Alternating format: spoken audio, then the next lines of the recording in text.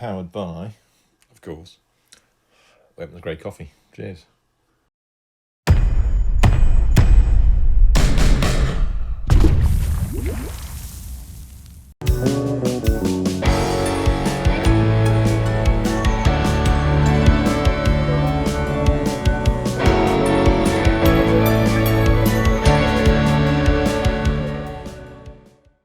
Hi there.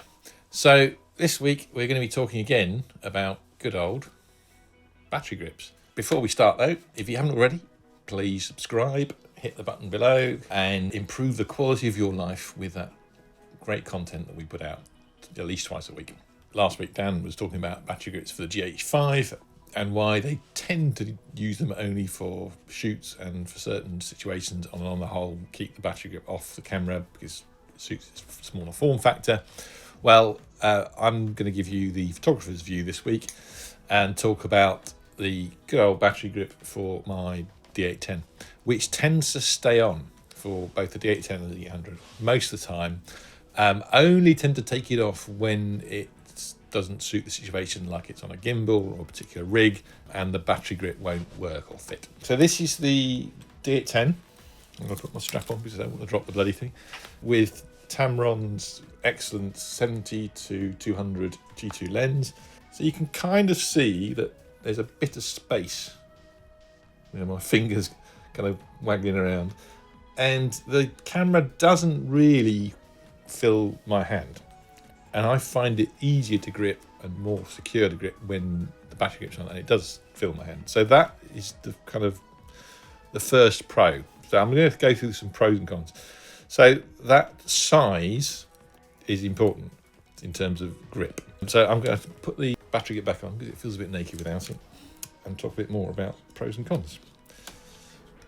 So talk amongst yourselves. There we go. Now it feels right because I've got something for my hand to grip.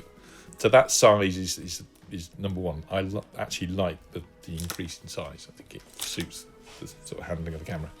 And the other one is the kind of weight distribution with the battery grip on is different. So with the weight of the battery grip, you've got something to balance all this weight out a little bit more, and it brings the centre of gravity of the camera in a little bit. Not a huge amount, but enough. And that works for a lens, certainly like a lens like this, but also for a lens like our good old 15 to 30 Tamron SP, which, because of this massive great lens in the front, is another front heavy lens. So, the battery grip is good for balancing it out. So that balance is another kind of pro.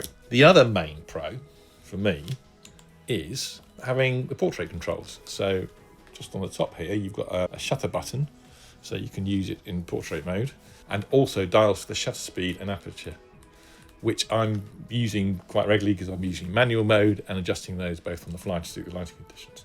So that for me is fairly important, to work in portrait mode as well as landscape, and still have control over the camera. So that's pro number 3. Pro number 4 is battery choice and power supply choice, if you like.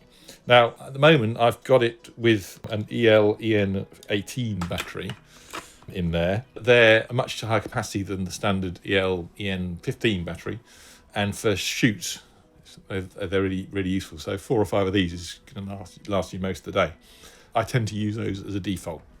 So in terms of how it works, so here's one from in the camera. So you see it's got this little adapter.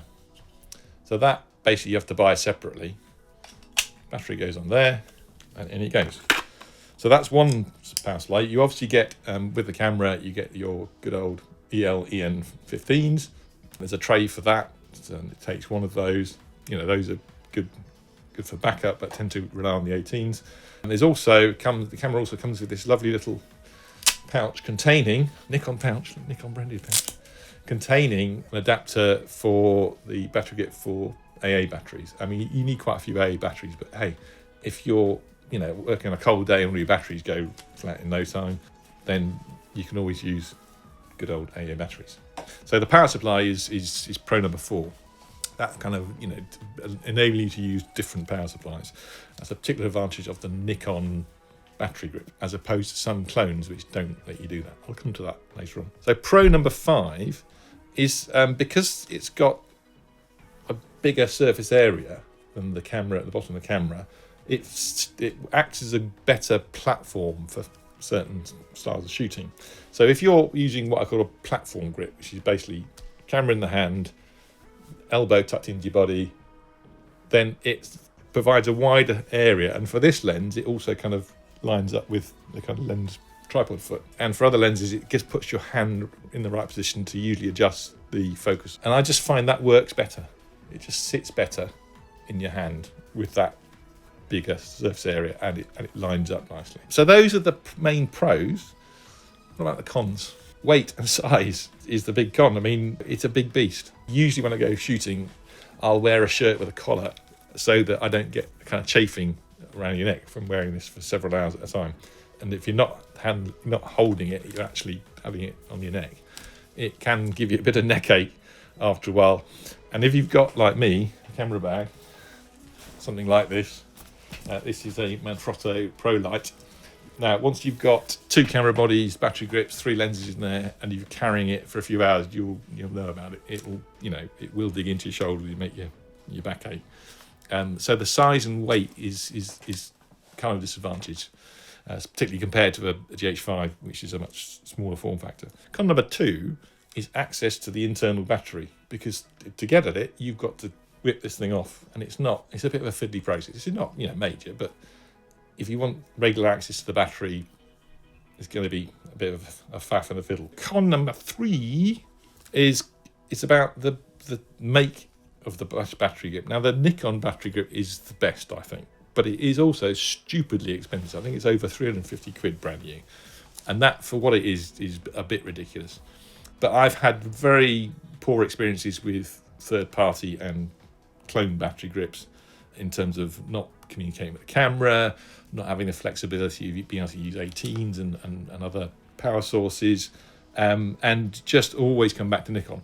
So I got round the expense by going second-hand. So I think for the D800 I paid about 90 quid for an excellent condition second-hand from a major camera retailer. And that's usually a fairly safe bet.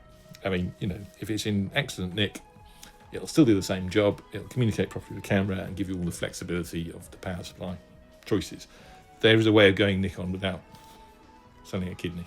Anyway, the final pro, which I've saved for last, and this is probably the least technical or justifiable, is I just think it looks cool with the battery grip on. It just looks like a more serious camera. I know that's pretty bloody daft, but we photographers, we like to look cool, don't we? So yeah, that's my take on battery grips. Let us know what you think. Do you have a DSLR?